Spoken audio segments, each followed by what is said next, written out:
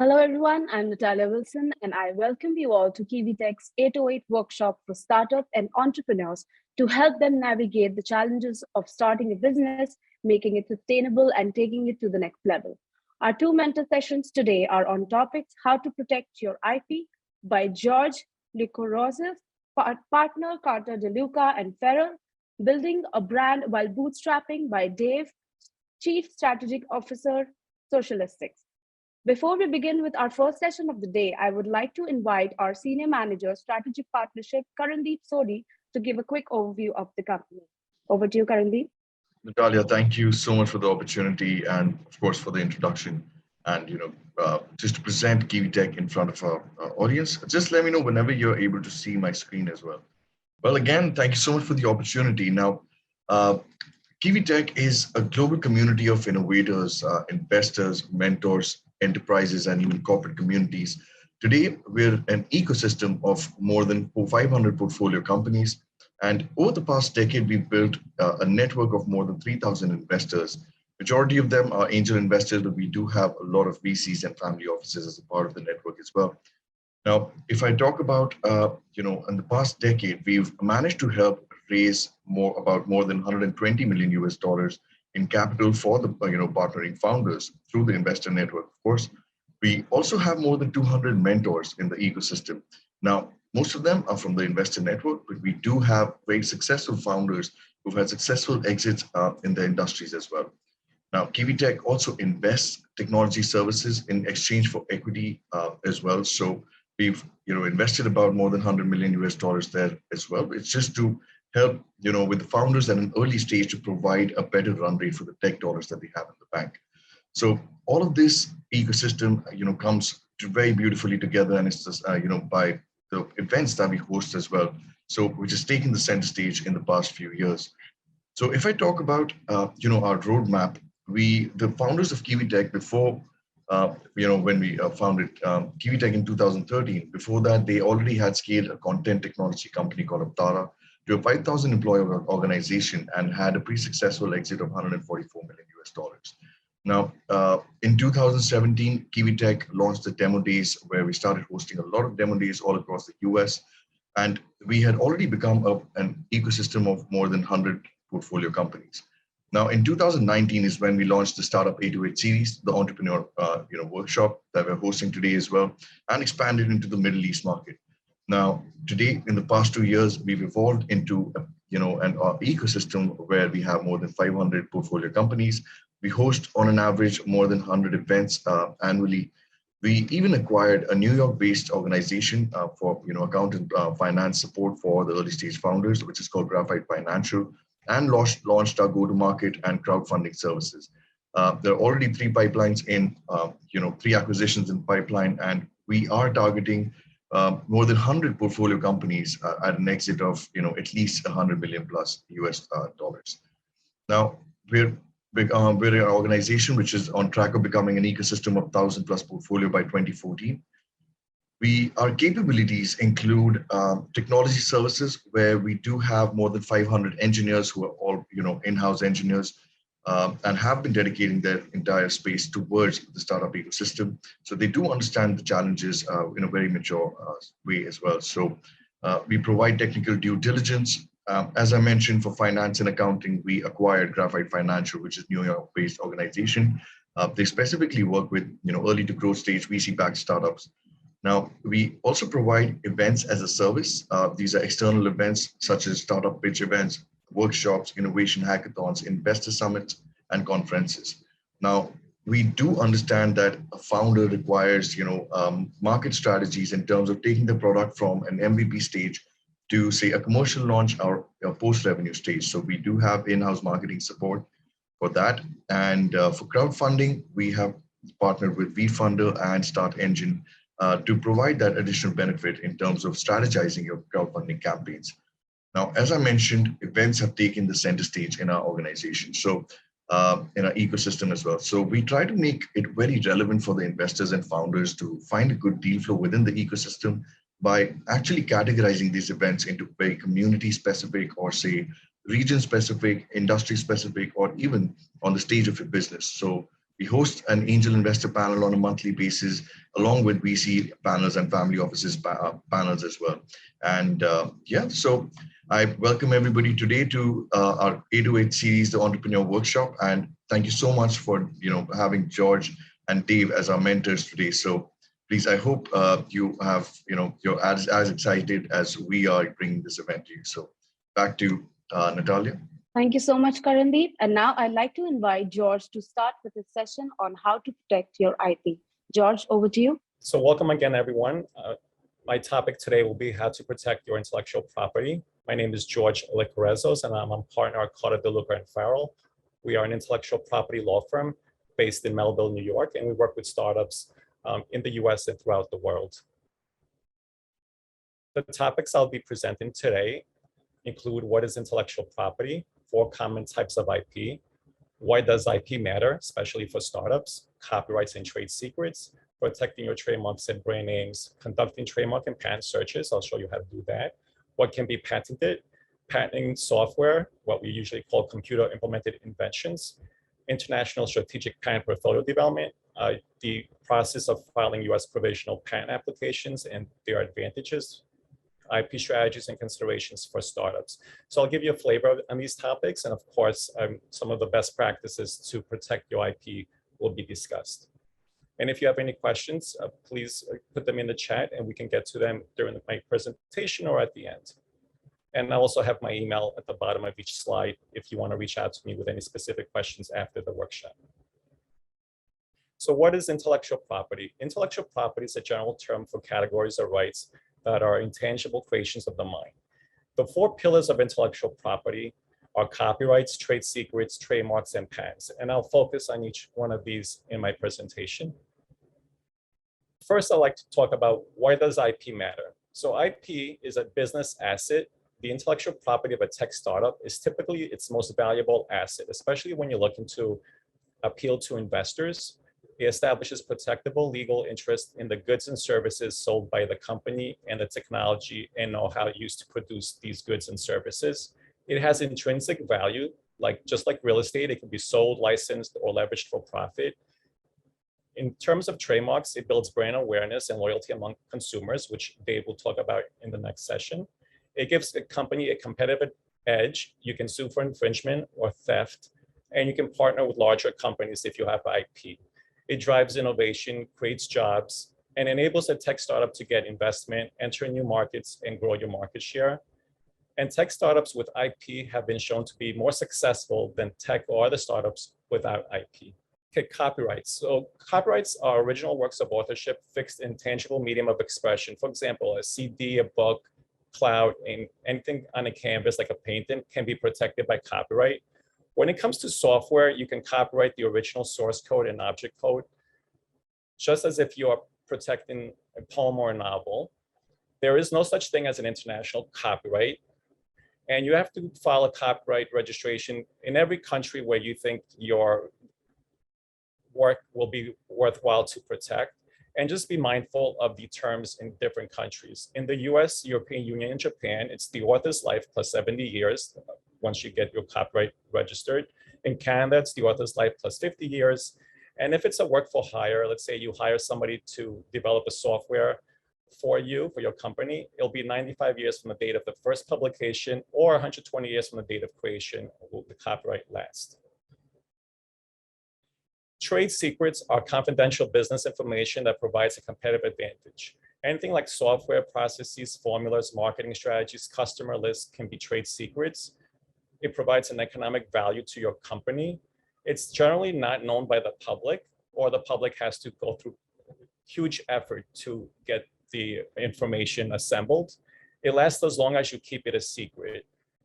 You have to maintain reasonable efforts to maintain it as a secret, such as having an employee handbook to tell your employees this information is a trade secret of the company. You must use non-disclosure agreements, and only a handful of company employees should have access to your trade secrets on a need-to-know basis. Those are the efforts you need to show in case you bring a federal lawsuit. So in the US, you can bring a federal lawsuit and recover attorney's fees for someone stealing your trade secrets or an employee leaving your company with the trade secrets. So you have to show in court that you did exercise reasonable efforts to maintain that information as a secret. And the last thing on the list, just be mindful that a trade secret is not protected by patent or anything else. It could be reverse engineered or independently discovered by someone else. Trademarks. A trademark is a recognizable sign, design, or expression which identifies your products or services coming from your company. It lasts as long as you can show actual use. You can use the Madrid Protocol to register your trademarks internationally. It's a very streamlined method to get trademark protection in many different jurisdictions and countries. And you can use the TM in the US for unregistered trademarks, the R with the circle for registered trademarks, and just make sure that these symbols may change from country to country. So follow your country, regional, and local marking rules for the right symbols. General trademark requirements. So on the left side of the slide, you can see what can be trademarked. You can trademark letters, words, names, an image, a shape. You can even trademark color, sound, fragrance, and flavor. So anything that identifies your goods or services could be anything of that sort that you can then say it's your trademark, including product packaging and design could be trademarked, and that falls under the category of trade dress. And the marks need to be distinctive to be registered and receive trademark protection. So on the right side of the slide, you can see the 5 categories of distinctiveness. So they are fanciful. Those are made up words like Lilium and Joby. Arbitrary, like Apple computers. It's a word that's a common word, but used in the sense of something other than what that word signifies or defines. It could be suggestive, like Airbus and SpaceX. They're made up words, but they suggest what the goods and services are. It could be descriptive, like hydrogen-powered aircraft systems, and generic marks. So be aware that fanciful, arbitrary, and suggestive marks are inherently distinctive and could be protected and registered. So if you're looking for a brand name or a trademark for your company, it's good to fall in the fanciful, arbitrary, and suggestive categories. Now, if it's descriptive, your mark needs to acquire secondary meaning, meaning the consumer has to recognize that descriptive name as belonging to your company. And that may take time, like 5 or 10 or more years before you can show it acquired secondary meaning. So it's better to pick a word that's fanciful, arbitrary, or suggestive. And of course, generic marks are never protectable. And those may include escalator, trampoline, or flip phone.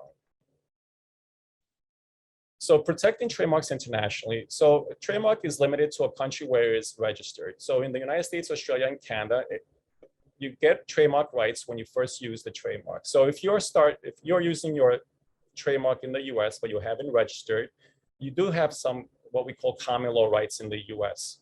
In other countries, it's first to file. So in the European Union, China, and Japan, it's first to file. So be aware of that. So if you're looking to do business at some point in China, you may want to file there first because somebody else may file before you and they will have trademark rights to your name. And 2 options for international trademark registration. You can file directly in each country or jurisdiction, or like I said earlier, you can file under the Madrid Protocol in multiple countries with a single international application. And you can also file a regional application like for European Union Intellectual Property Office. So the Madrid Protocol process, just to give you an idea, you must file a trademark application in a member country first. And most countries that you may be interested in protecting your trademark are members of the Madrid Protocol. And then once you file in a particular country, you can then file a Madrid Protocol application and select other jurisdictions like the EU or other countries to register the trademark. And each receiving office of each jurisdiction and country will then determine whether your trademark can be registered. If it's rejected, you then need to hire local counsel to argue why your trademark should be registered. But if it's accepted, you don't need to do anything further.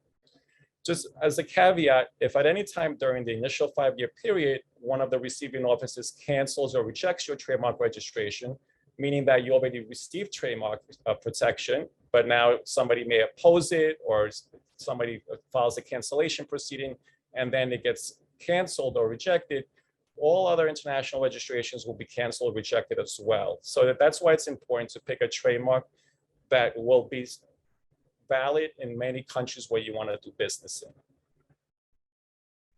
So what are some factors to protect your trademark internationally? So you must consider the time it takes to register, and usually it doesn't take that long. You can get registrations in most countries in under a year. the money involved to get your trademark registered. Where will trademark protection provide you the most value? Meaning, where are your goods manufactured and sold? Where are your services provided if you are a service-based company? Where are your competitors? What is the technology service that you are offering? And any same or similar trademarks in those countries. So again, like I said earlier, you don't want to pick a trademark that's already registered in another country by someone else making similar products or same services as you. Yes, somebody wants to know if you can get my presentation. Absolutely, you can get my presentation. You can email me or you can get in touch with KiwiTech. Okay, preventing loss of trademark rights. This is important. You can get a trademark registered, but if you don't continue and properly use your trademark, you can actually lose it. And you can lose it by someone challenging your trademark in case it's contested. So always use trademarks as an adjective, not with any like apostrophe s. So for example, Nike clothing, Apple earbuds, it's used as an adjective. Do not pluralize singular marks. Like example, don't go from Lego to Legos. The trademark is Lego. So don't use your trademarks in the plural sense if it's a singular. And conform use according to local law. Make sure you use the right symbols. Do not make it possessive, like I said earlier. Do not use marks as verbs or nouns. Use them as adjectives. Label your products and services properly. Make sure the color marks have the correct colors. And if you license in your trademark to other companies, make sure you control the nature and quality of the goods. That way your trademark has more value than if it's inferior goods. Okay, now I just want to show you it's a simple way to search if your trademark that you're thinking about is available at the US Patent and Trademark Office. So you can go to uspto.gov. And as you can see, there's patents, trademarks. You go under trademarks and you click on search and trademarks. Go into the search and trademark database here, which is called TESS. And you'll come up with 3 different ways to search. Now, the first one is very basic. It's a Boolean search. The second one is more involved. It requires codes. So let's say you just want to make a quick search to see if the name you're thinking about is available. So you want to do a basic word search. So here you want to click on plural and singular. Live and dead means any marks that are currently live or have been live at some point, but now they're dead. So let's check both. So let's say you want to start a company to sell software under the Zebra name. Let's say you want to use that as your trademark. So if you type in Zebra to see if it's available and you submit the query, you'll see there's many, many hits, like 667 records. So now some of them are live, some of them are dead. You can go back and refine your search and say, I'm only interested in the live marks. So it kind of narrows it down a bit. But you still have 240 records of somebody using the word Zebra in their goods and services. So you can go through each one and find out if they're using it for software, or you can go back to the initial option and select this mark, let's say, and you can then refine it. So you can say Zebra in one field where that's your mark, your full mark, and you want it for goods and services. Here, check on goods and services. That has to deal with software. So let's see if that narrowed it down. So there you go. So now you have 12 records of people, and some are live and some are dead. So you're only interested in the live ones. So you want to check to see what kind of software those companies are using it for. So there's a company here at the bottom providing non-downloadable computer software applications. So you can see Zebra is probably taken for software. It may not be a good choice for you. Just doing a quick search like that, you can identify a trademark you may want to use. So let's say you want your second best trademark. Let's say it's Aerostat, because maybe you'll be using software to control traffic and you want to use that word. So then you submit the query for Aerostat. And again, there's not that many hits for that. And since there are not that many hits, it's a more distinctive trademark than perhaps maybe Zebra. So that's a good way to search and find out if your brand name trademark that you're thinking about is available, and you can then apply for a trademark. But it's a good first pass before you contact counsel to kind of narrow down the search of what names you want to use. And then, of course, this is just the US Patent and Trademark Office. The European Union also has a similar search, because if you want to be a global company, you may want to search, like I said earlier, in many jurisdictions to make sure that name is available throughout. And then you also may want to look at to see if the domain name is available as well, so everything matches up. So now I'll get into patents. And so patents give you the right to exclude others from making, using, importing, offering for sale, or selling your invention in the jurisdiction where you have patent rights. So it's basically a contract. The government gives you the right to do all those things in exchange for you disclosing your invention, not keeping it as a trade secret. It releases it to the public after the patent expires. And in most countries, the term of the patent is 20 years from the earliest filing date. And there's 3 types of patents. You have utility, design, and plant patents in the US. So utility is generally the most common patent that you be interested in your company, but design patents as well. If you're building, for example, a new drone and it has a certain look, and you can protect the design and also get a utility patent. You can also get design patents sometimes on the look and feel of your display for your software or website. But just keep in mind that patents give you the right to exclude others, right? It doesn't give you the right to do something. So it's a negative monopoly in a sense that you can exclude others from making, using, importing, offering for sale, or selling your invention. So general patent requirements. In most countries, ideas, concepts, discoveries, scientific theories, and the like are not patentable, right? Those are just what we call abstract. So in the US, there's 35 USC section 101, and it tells you what's patentable. So things that are patentable are processes, machines, and that machine usually means like a drone would be a machine, something that like an engine. So anything that a manufacturing process or compositions of matter are all patentable. And what's not patentable? So you cannot patent laws of nature, natural phenomenon. You cannot patent abstract ideas, and that's where software comes into play. Most software will be rejected as being abstract, and you will have to demonstrate to the patent office that it's not abstract, that your software has some technical effect and there's some solution to a real world problem that you are achieving. And just be mindful, if you're doing anything in medical treatment in Europe, you cannot patent methods of medical treatment, but you can patent the medical devices. General US patent requirements. So something has to be new, useful, and non-obvious to get a patent. Those are the 3 requirements. So most things are useful. I generally do not see any rejections from when a patent application is filed that the invention is not useful. You can easily demonstrate, and the examiner usually doesn't have any issue with usefulness. To show that something is new, you have to show it hasn't been done before, whether it's been published or patented, it's totally new, it's a novel idea. And then if you overcome that it's new, then you may get rejected that it's obvious. Examiner may say you have something new here, but it's obvious, it's an obvious improvement, an obvious modification over something that existed before. And that's typically where patent attorneys and examiners will go back and forth and try to persuade each other, or the patent attorney persuading the examiner that it's not obvious, that there's some significant invention and it wouldn't have been obvious to what they call one skilled in the art to do what you have invented. And in Europe, it's pretty much the same thing. You must have an invention that's in a certain field of technology. It must be susceptible of industrial application, meaning it has to be useful, it has to be new, same as the US, and it must involve an inventive step. That's another way of saying it has to be non-obvious. So most countries have the same standards. So general patent requirements for software. So software, for example, AI or machine learning algorithm, may be deemed as an abstract idea by the patent office and not patentable. They may say it's a mathematical concept, it's a method of organizing human activity, you're using a computer to do something a human will have done, even though a human will have taken much more time, or it's a mental processes like processing data.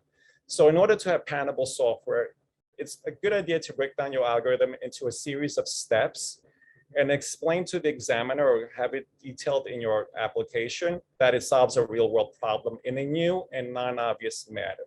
then you will probably meet the eligibility criteria for getting your software patented.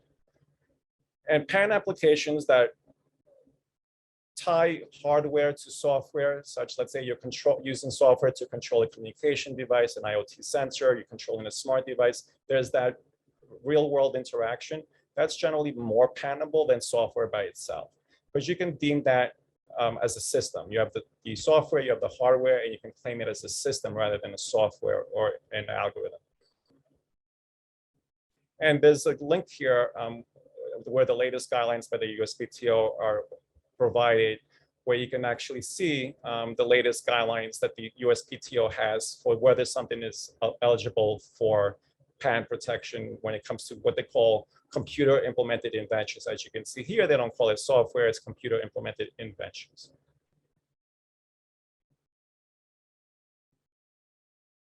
So just want to go back to the USPTO website and kind of show you not doing a trademark search this time, but doing a patent search. Let's say you have an idea for an invention, and before you call your patent attorney and tell them all about it or talk to your friends, you want to do a quick search and see if it's available or if somebody thought about it before. So you can go to search for patents and click on the first link here, patent public search, click on quick search.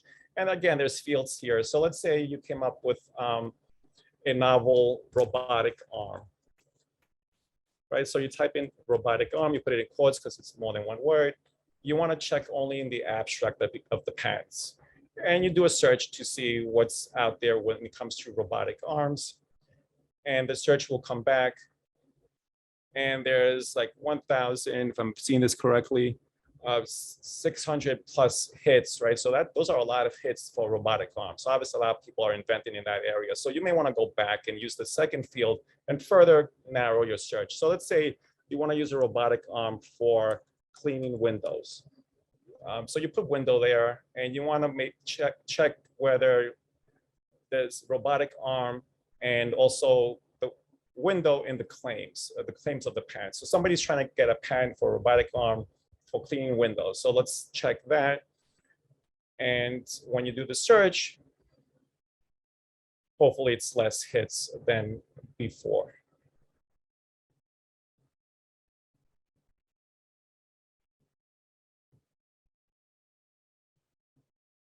But it's slow, there it goes. So you have 33 hits with robotic arm and window in the claim. So that's more manageable to further look at these 33 patents and kind of click on them and kind of see what they describe and see if it's more or less what you're thinking about. And you can do that and go through all 33. And you can also look to see if the figures, because when you go into the patent, you can also see the figures and see if it's something you're thinking about. So here's the patent. You could go into images and it'll bring up the full patent. And then you can look through it and kind of see, hey, that looks like something I was thinking about, or it's totally different. And then you can negate this patent, go to the next one. Just keep checking. And you may come out with 4 or 5 patents in your search that you think are similar to what you're thinking about. And that's maybe a time to approach your patent attorney and say, this is what I'm thinking about. I found these 4 patents. What do you think? And maybe he'll guide you whether one of them is a direct hit and it'll be obvious to get a patent over that. And then you can further go back to the drawing board if you think you can make it even better and non-obvious. So that's kind of a good way to kind of gauge what's out there, what's been patented, and what's available at the US Patent and Trademark Office database. So just to, so we're good on time. So patent filing and prosecution processes, right? Just to give you an idea of what the process is of coming up with an idea, an invention, and going through the patent filing process. So first step is you think of an idea that's what they call the conception of your invention.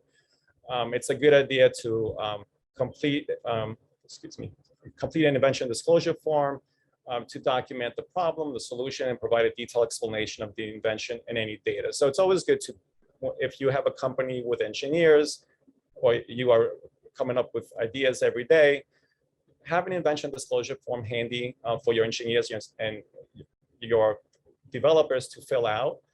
And then you can read those disclosure forms and determine if it's something you want to pursue, do a patent search, or see if it's something that you want to protect or keep it on the side, maybe for some time in the future that you may want to protect, or keep it as a trade secret if it's a problem that you're solving that in a novel way that you do not want to disclose. So it's a good practice to have your team fill out invention disclosure forms and make sure nothing falls through the cracks and you are documenting all your ideas. The second step is to do a patentability search like we showed you earlier, perhaps determine whether the invention is patentable. It's also a good idea later on, if you do proceed with a patent application, to know what came before it, what you found. So you're not having your patent attorney draft a patent application for something that you can easily have done a search and found. I mean, they'll do a search themselves, but if you can provide as much information as possible, it cuts down on the time and effort. And you also may not want to go to your patent attorney if you can knock it out sooner by doing a quick search.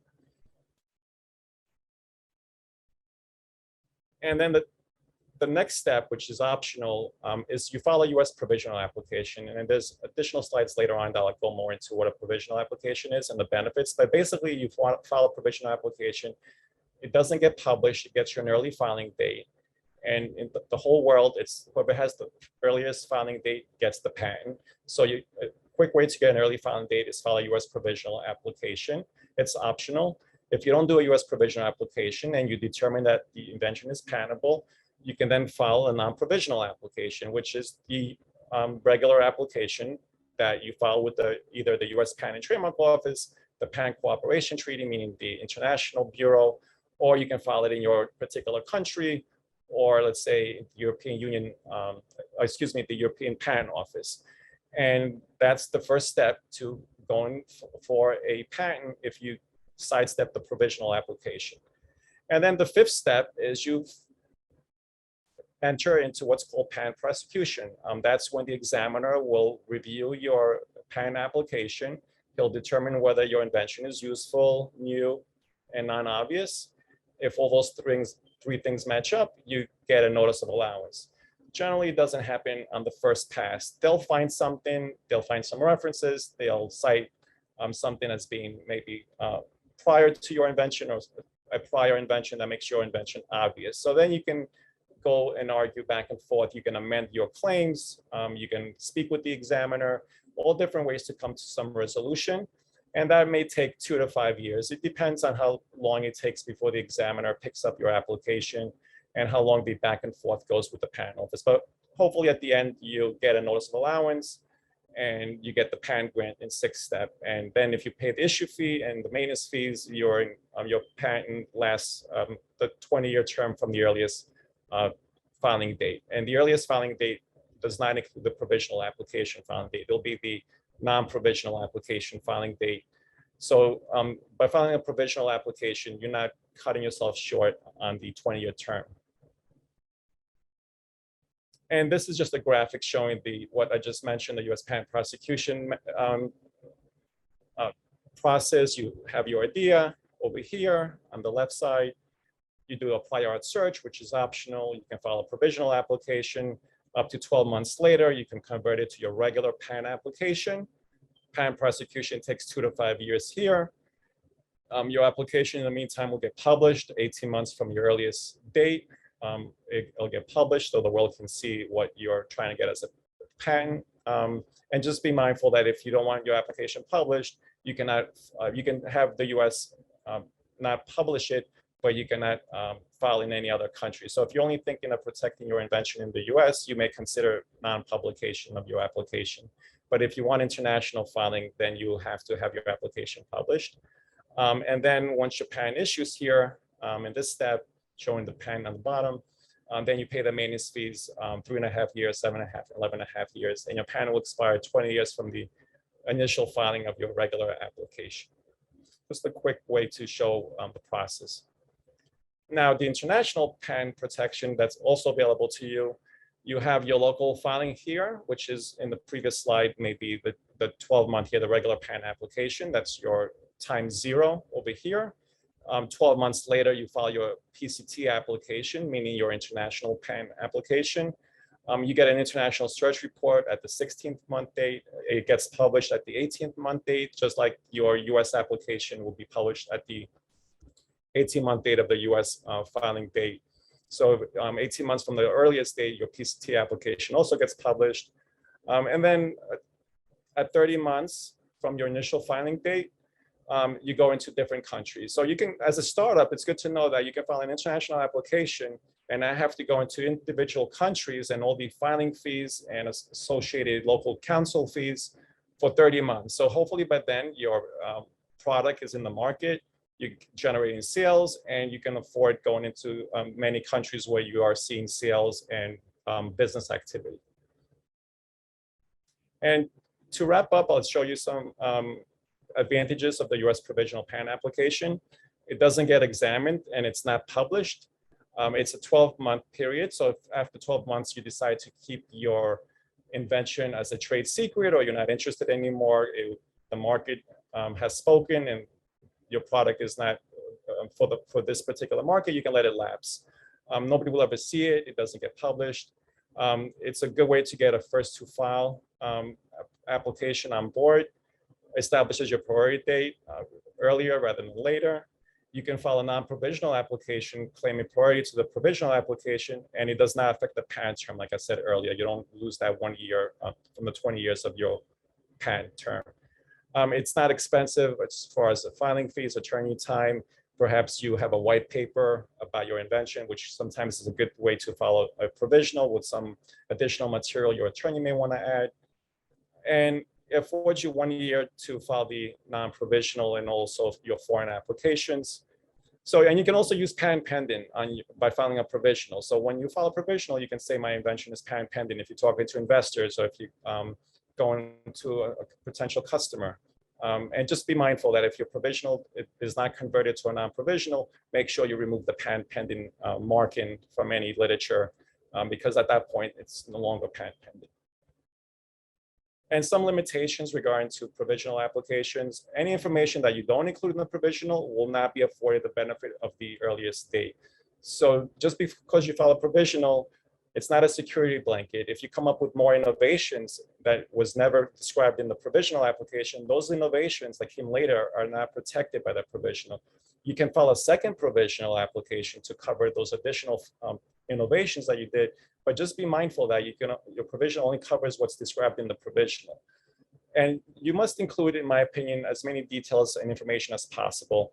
There's a caveat there on my slide. Some people prepare provisional application, maybe a few paragraphs, not much description, and they think that they have a provisional application and they're good to go. But it's only as good, like I said, what you describe in your provisional. And when it comes to software, we prefer that the provisional application is just as good as the non-provisional. You have your flow charts, you have all your description, your diagrams, everything is that you know at the moment is in the provisional rather than less.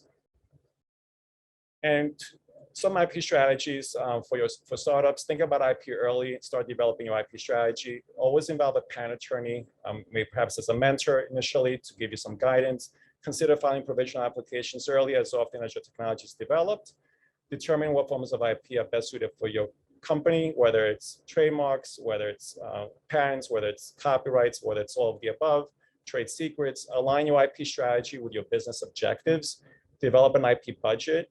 And identify key events that will trigger patent filing deadlines, right? If you're going to disclose your invention or go to a trade show, make sure you file an application, perhaps a provisional, if you're not ready for non-provisional. If you're going to release a product, same thing, make sure an application is filed if you think you have something patentable, or if there's going to be a sale or offer for sale. Now, the US, once you do these things and you don't file your patent application, you will have a 1 year grace period to file your patent application. But all the other countries, once you make a public disclosure, you release or you sell or offer for sale, that's it. You can file a patent application after that. So be mindful that those activities are going to be performed by you or one of your employees or an agent of your company, that you consider filing a patent application ahead of time. And identify who your customers are, build a unique and identifiable brand that they will go into. Make sure you conduct a trademark search before coming up with a name. And then prioritize your patent filings. Consider whether provisionals are appropriate, conduct patent searches, assess the field of technology, and draft claims that protect the existing and future markets. That's something your patent attorney will do. You also want to consider what we have in the US called fast track examination. I said earlier, it takes 2 to 5 years before you, during the patent prosecution period. You can fast track that in the US. There's an additional filing fee. Instead of waiting perhaps 2 years to hear back from the patent examiner, you'll hear back in about 5 months, and you may have a patent in under a year. So if you have a core technology that an investor says, show me if it's patentable and I'll invest, or you want to make sure you protect it because you go into the market and you're selling, consider fast track examinations. It's worth the extra filing fee. And there's something also called the patent prosecution highway, where if you get allowable subject matter in one country, you can go to another country under this program, and they won't fast track it, but they'll consider that you got allowable subject matter in one jurisdiction, and they usually will consider that as a plus and perhaps issue your patent in their jurisdiction as well. And just some information about our firm. We are an IP firm. We all have technical and scientific backgrounds. My background is electrical engineering, computer science, but we have people in our firm, patent attorneys, that practice in all different areas of technology and science. And I thank you for your time, and thank you for listening, and I can take any questions. Or you can email me again if you have any questions after the webinar that you want me to answer. Thank you so much, George, for that great session. We have a question for you in the Q&A. Do travel companies typically register in each country as well? Most companies do not register, I guess, their trademark in every country. I mean, only the major countries that you're doing business, and even the big multinationals, they may not protect every brand in every country. Just develop a budget early. And if you see that some countries have the most of your market share, I will file there. But it depends on your budget as well. I mean, you want to protect your trademark. It's kind of a trade-off, but then you also don't want to break the bank. But trademark protection is not too expensive. So consider many countries and put it in your budget. Like Europe, you get a European Union trademark. It'll protect you in all European Union countries. Perhaps if you're doing business in Asia a lot, look at those Asian countries and protect it there as well, whether it's Australia. But it doesn't have to be everywhere and anywhere. That's not a good strategy, because you then have to police it everywhere. And some markets may not be, you may not be getting many sales there anyway. All right, so there's another one. Do you recommend filling a patent application before speaking to potential strategic partner if there is a non-disclosure agreement already signed? That's a good question. Actually, yeah, we have startups that say, I don't need to file a patent application because we have an NDA with the strategic partner that we're speaking with or about to speak with. An NDA is good to protect any information from going to third parties, but it doesn't protect you. For example, if you're working with a strategic partner and now you're going into meetings and you're talking about technical ideas, technical solutions, now you may have your strategic partner as a co-inventor with your developers, because they all shared information and they can claim that some of the technology areas that were in the patent application or were things they contributed. So now you have the issue of co-ownership of the patent, and that could be a problem. So I always suggest that companies think about your technology before you enter into technical discussions with a strategic partner, and file a provisional application. As long as you can show your provisional application was filed before you entered into those discussions, they cannot claim that they came up with those ideas. They're yours because the meetings haven't taken place yet. So you want to make sure you think of all the ways the strategic partner may offer their expertise, and how you can early, before you have those discussions, protect those ideas as you develop your technology by filing a provisional application before you speak with them. All right, so another one, can you explain what a Track 1 US patent application is? And do you recommend it since there is an additional filing fee? Yes, a fast track examination, I do recommend it, especially for your core technology. So you are paying an extra fee, and it's a substantial fee in the sense. It's $2,000 to fast track an application. but it's definitely worth it because some investors may be on the fence pending you show that your core technology is patentable. So at least for the core technology of the company, you should consider fast track examination so you could get a patent sooner than later. And also the $2,000 filing fee, you actually, it's a good investment because at the back end, remember I said earlier, there's the patent prosecution highway. So if you can get a US patent or show the examiner says you have allowable subject matter quickly, like in 5-6 months after you file your application, when you go into the other countries, you can show that you have allowable subject matter in the United States, and they will enter under the patent prosecution highway, they will consider your application for grant, for issuance in their jurisdiction as well. So you may make up that money and then some by not having to go the back and forth with other countries at a later date. Okay, so there's a last question. Is it important to have a company logo register or just the name? So you should register your name. Your name is more important than the logo. Obviously, protecting your brand is more important than the logo because the logo can change over time. And if you find out that somebody else is using your logo or has a similar logo as your company and they're in the same goods and services, it's not as difficult to rebrand. You're not changing domain names. You're not changing, for example, marketing material. In effect, your brand, changing the whole brand name will be a whole rebrand, and that's gonna cost more money than if you have to change your logo later. So definitely make sure your trademark, your brand name are unique, registratable, and make sure you do that early and do a trademark search to make sure all that is the case. We do find instances many times where startups come up with a name, they never check whether it's available, if other companies are using it. And then early on in their startup phase, early stage phase, they have to rebrand. And it's a big expense, especially for a startup at that point. All right, thank you so much, George. These were the questions that were there. If you have anything in addition to conclude with, please go ahead. Thank you. All right, thank you so much, George.